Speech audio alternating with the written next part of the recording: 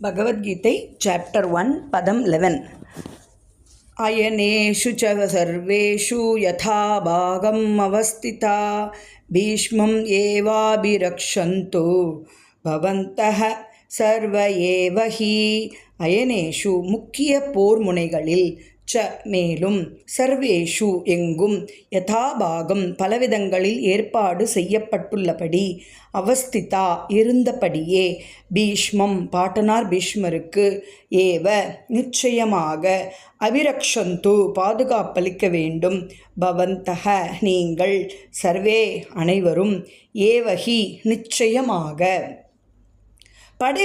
படை அணிவகுப்பின் நுழைவாயிலில் தத்தமது போர் முனைகளில் இருந்தபடியே நீங்கள் அனைவரும் பாட்டனார் பீஷ்மருக்கு முழு பாதுகாப்பு அளிக்க வேண்டும்.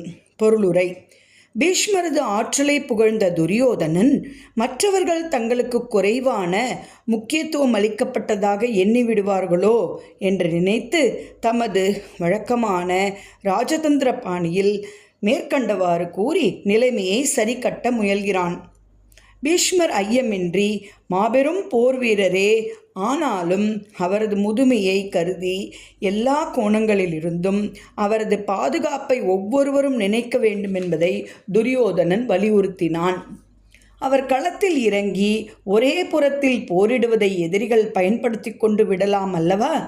எனவே மற்ற மாவீரர்கள் தங்களது இடத்தை விட்டு நகர்ந்து வியூகத்தை எதிரிகள் உடைக்க வழிவிடக்கூடாதென்று அவன் எச்சரித்தான். குரு வம்சத்தினரின் வெற்றி பீஷ்மதேவரையே சார்ந்திருக்கிறது என்பதை அவன் ஐயமற உணர்ந்திருந்தான். பற்பல பெருந்தலைவர்கள் கூடியிருந்த சபையில் அர்ஜுனனின் மனைவியான திரௌபதி உடைகளை களைந்து நிர்வாணமாகும்படி பலவந்தப்படுத்தப்பட்டாள்.